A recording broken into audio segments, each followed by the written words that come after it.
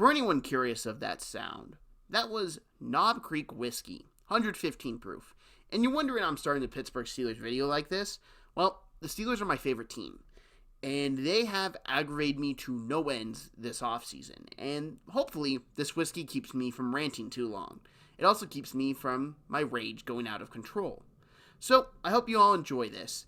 Bengals, Ravens, Browns fans, enjoy the Steelers fan losing his mind for the next 10 to 15 minutes, however long this video will take. And to any Steelers fans, I hope you don't immediately click this off because I'm lower on them. I want you to hear my points. I want you to hear exactly why I think this offseason was such a disaster, leading to a very disappointing 2025 season, I believe. So let's jump into it as I preview the 2025 Pittsburgh Steelers. About the free agency period and the players they added and lost. They lost players like Minkah Fitzpatrick, Dan Moore, Justin Fields, James Daniels, Dante Jackson, Russell Wilson, Larry Ogunjobi, and Najee Harris. Overall, not a lot of those players you will feel an impact for, in my opinion. But there were some bad moves in there. And specifically, I'm going to have to talk about compensation and how it works out in the direction of this franchise. First up, you trade Minkah Fitzpatrick. On paper, that makes sense. This team probably should look to maybe move off some older players. The problem is, you brought in Jalen Ramsey. Jalen Ramsey can still be a talented cornerback in the NFL. There's no doubt in my mind about that. But the problem is, you also brought in Darius Slay, you had Joey Porter Jr., now you have Jalen Ramsey. Jalen Ramsey will not be a team starting nickel. He will not be the Steelers starting nickel because he does not play that way. He does not play downhill enough for Mike Tomlin to value him at that position.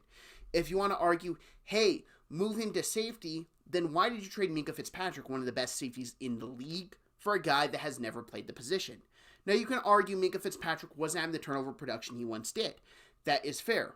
But I'd also counter that argument with the fact the Steelers didn't play him in his best possible position. They had him playing a deep roaming safety. He wasn't coming up to make those turnover-worthy plays because the Steelers didn't ask him to do so. He was there to eliminate the big plays, help cornerbacks from getting beat over the top, in which he did. But the Steelers valued that, and they moved often this offseason because they don't value that anymore. They want turnover plays. That's why they brought in Jalen Ramsey. Is it going to work out? I honestly don't think so long term. This season, you might see a minor boost. But long term, we're looking at it the fact Jalen Ramsey is not the youngest player, and he has had back injuries. That is not something that ages gracefully.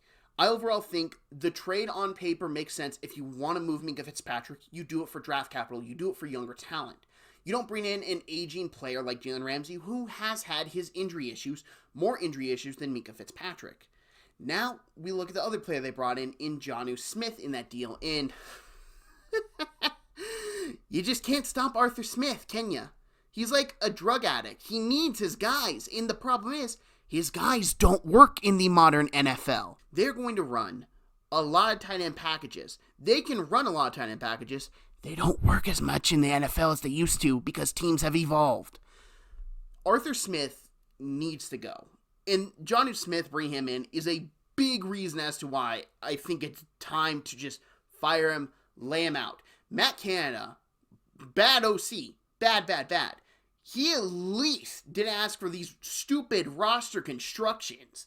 Like, I look at the Steelers offense, and I'm just thinking, they're going to run caveman offense in the modern NFL, and it's not going to work out. Now, let's talk about the quarterbacks situation the Steelers had. They let go of Russell Wilson and Justin Fields. You know me, I'm not the biggest Justin Fields fan. I don't see that as a major loss. I've called him Dan Jones' better PR, and I stick with that. Russell Wilson, hey, you want to move off him? Fine, I get it. He's over 30. You want to go a younger direction. You maybe want to look at a different type of quarterback. Hey, Geno Smith was available for trade. Oh, you're bringing Aaron Rodgers.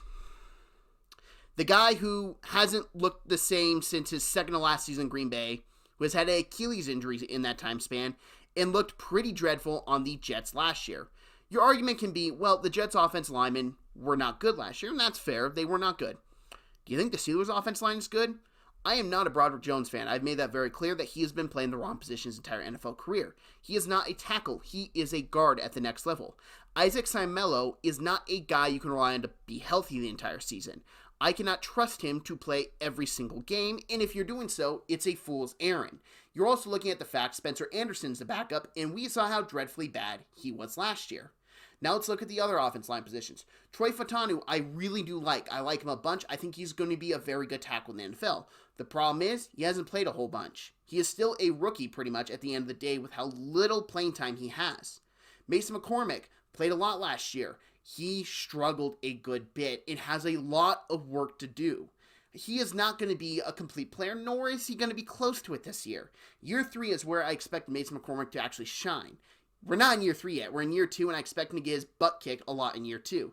And hey, the one guy I feel like you can reasonably count on is Zach Frazier. Zach Frazier was awesome last year and is probably going to be an elite NFL center for a long period of time. But you can't rely on one position 100% for an offensive line. It's a fool's mission, and that's what the Steelers are doing with a 40-year-old quarterback in Aaron Rodgers, a guy who lacks the mobility he once had since his torn Achilles. Now, before I get into the TJ Watt extension, which was a big subject of the offseason for the Steelers, I feel like it's important to talk about Darius Slay, and this is why I am losing faith quickly in this regime. Because you bring in Darius Slay. Darius Slay was a very bad player in the 2023 season. A lot of people remember for 2024 where he looked really good because the Eagles, well, their defense was loaded beyond belief and is still loaded. That Eagles defense is better than the Steelers defense now, and it's not even close. So we're going to put Darius Slay on a worse defense, and we're not going to give him the one thing that really helped Darius Slay in 2024, a deep roaming safety. He doesn't have that anymore without Minkah Fitzpatrick, and it's what the Eagles did to help him. Darius Slay is not the athlete he once was. He gets beat over the top quite often. He can't be as physical as he once was because he's aged. He can't go against a younger man's game. Now you look at that, you're putting him in a cornerback position where he's going to have to cover Jamar Chase, T. Higgins, Zay Flowers, and I'd even argue Jerry Jeudy's probably going to roast him a couple times. He is not in a good position to have a good season with Pittsburgh. It boggles my mind that they made that move and then trade Minkah Fitzpatrick. I at least saw it somewhat finding a way to work out if they kept Minkah. Trading Minkah just meant, are you not playing him? Is he going to retire? What's going on here? Because Jalen Ramsey has no experience at the safety position. Even if you put him back there, it's going to be a rough experiment to start out. This move makes no sense to me about the DK Metcalf trade. And the DK Metcalf trade really confuses me now in hindsight. You can argue, hey, receiver. And yes, they did trade George Pickens. One of the few moves I actually liked the offseason. If you want to hear me talk about that, I have no problem talking about that at a later date. But you do not give up assets for DK Metcalf and pay him that money and then completely ignore what he needs in a quarterback.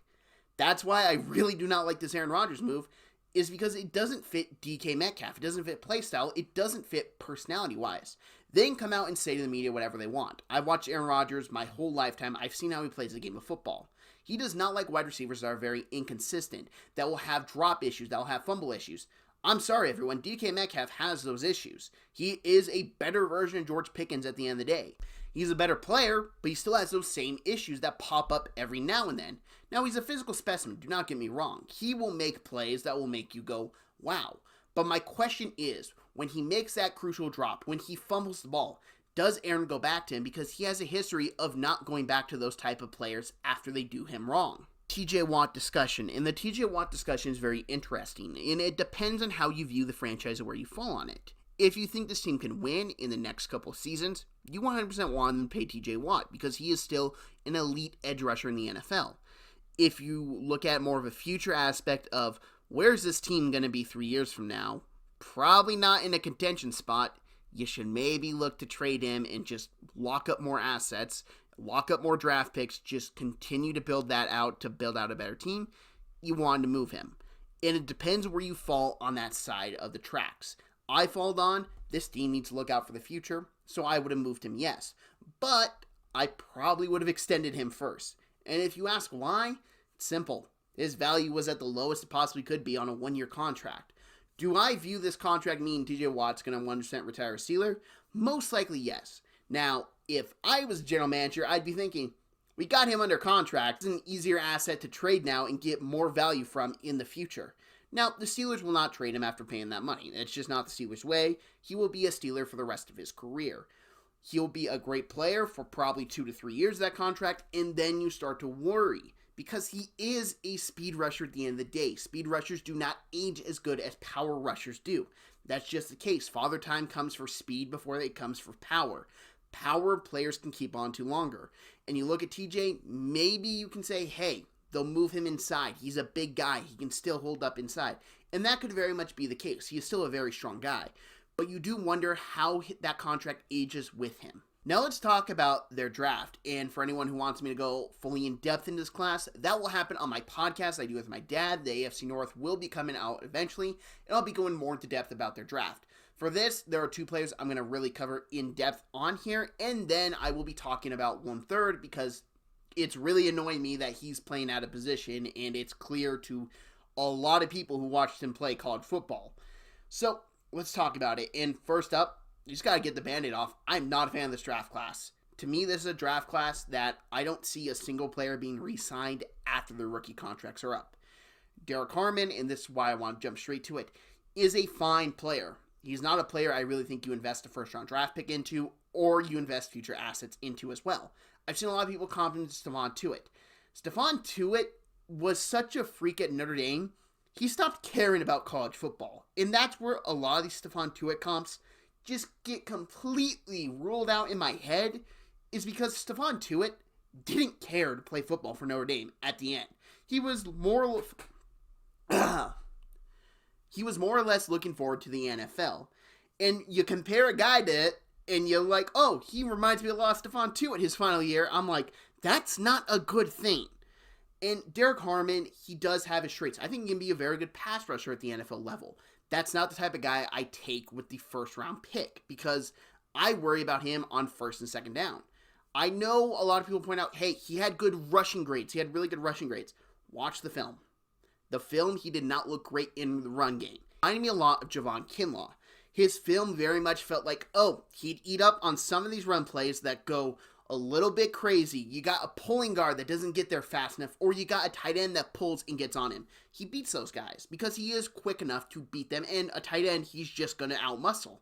Then you watch it normally. The inside tackles, the plays that the guys are going just straight downhill, he gets beat. And you look at a division like the AFC North, the Bengals, you don't have as much concern about because their interior line is not that good. The Ravens and Browns, they will run that ball down your gullet, and they will laugh about it. I don't think this pick's going to work out in the long run. Derek Harmon is not the guy you take in the first round. The end of the story. He would have been a fine guy you take in day 2 that you can add to a team that can get ready to contend, that needs that pass rushing defensive tackle. Similar with what the Chiefs did with Omar Norman Lott. But Derek Harmon will not help you win a lot of football games with the run game aspect. He just can't play it at the NFL level. Let's look at their second pick in Caleb Johnson. Caleb Johnson is someone I had an astronomical grade on. Caleb Johnson fits Arthur Smith's offense. Whether I think it's a good offense or not, Caleb Johnson fits it. He has very good burst, and more burst than Steelers have had at the running back position as a starting running back, probably since Willie Parker. Even Le'Veon Bell didn't have the burst I think Caleb Johnson contains. Jalen Warren does have better burst, but he's been more of a third down back that comes in as a reprieve for the starting running back. Caleb Johnson also has some good power. He doesn't dance as much. He will go more downhill. He will lower his shoulder and try and get those gritty yards. He's a better player than Steelers have had at the running back position, probably since Le'Veon Bell. Now, do I have concerns about him in the pass game? Absolutely. And that's nothing against him. It's just Iowa did not pass the football enough for me to really get a good gauge on how he handles pass pro, on how he handles receiving out of the backfield. They just didn't do enough passing plays for me to really gauge it with him on the field. Now, the last guy I want to mention, and it's because it infuriates me. He is clearly a DN that they're going to try and make an edge, and it's infuriating me. Jack Sawyer is not an edge at the NFL level. I am sorry, everyone. He cannot be. His hands are too slow. They do not move fast enough to contain edges on a regular basis in the NFL.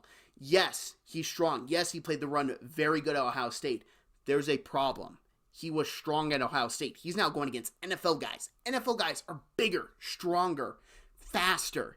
They will beat him up because his technique is just so slow, he can't beat those guys anymore. He needs to move to the inside where his hand movement would be minimized and he could play the run game more or less stronger there.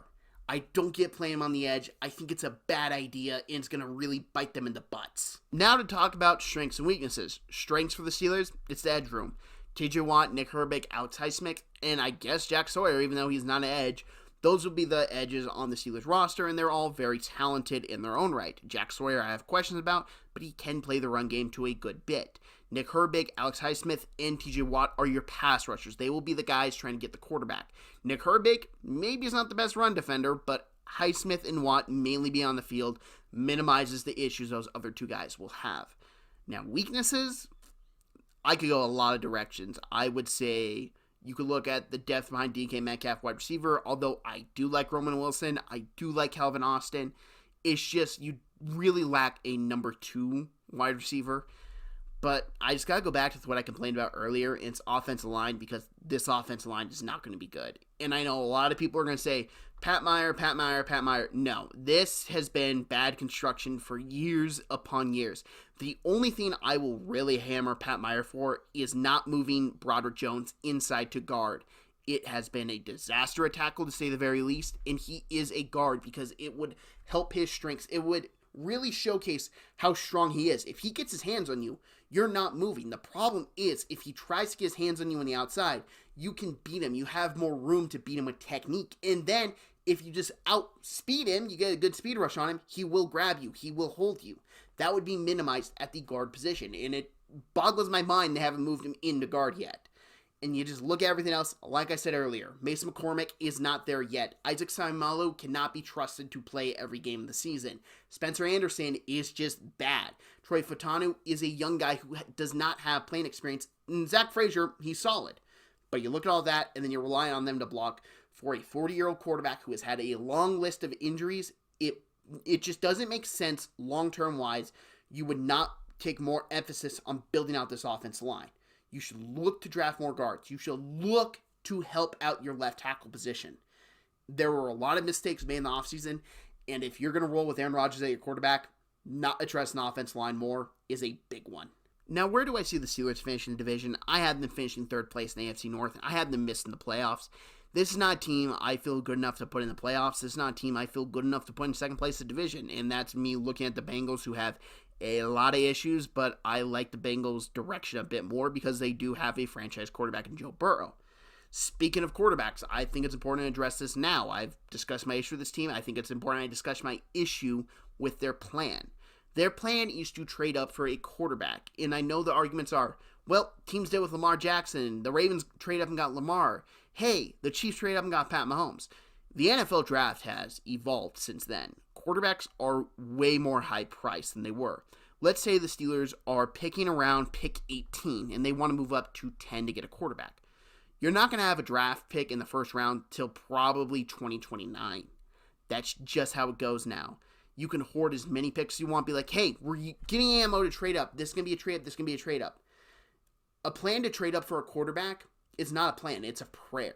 A plan would be, hey, let's build out this team. Let's get better on the offensive line. Let's look at adding young receivers. Let's really invest in this. Find out if Arthur Smith is the right offensive mind to help develop a rookie quarterback. Really invest in it, and they just haven't done it. And it really boggles my mind how a lot of people are like, I have complete faith in this team to get the quarterback right. Because I do not. I think a lot of people also do not. I read Steelers Twitter. I read it.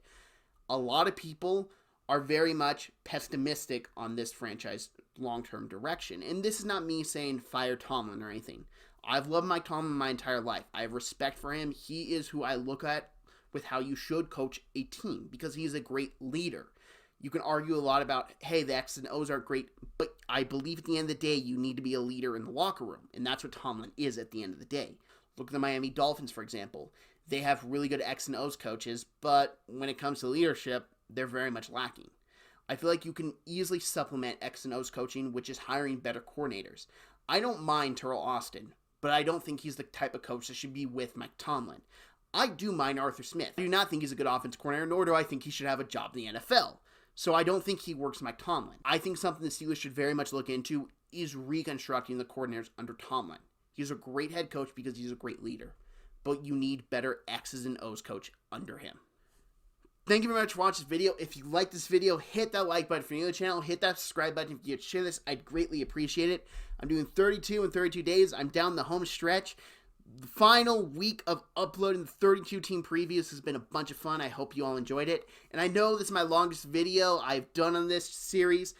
I knew this was going to be my longest when I said 10 to 15 minutes in the opener. I was very much like, this could very easily go 20. That's just the case. This team really had a lot of material for me to dig deep into. And just note, I'm not done talking about this team. I will have a podcast in the AFC North coming out in which I will probably go harder on them than in this video. But I hope you'll enjoy watching this. Thank you very much for tuning in. If you'd subscribe, I'd appreciate it. I'm trying to get 300 by the start of the NFL season. I'm currently sitting at 280. All the love, all the support, I greatly appreciate it. Thank you very much for watching. I hope you all enjoyed it and have a great day.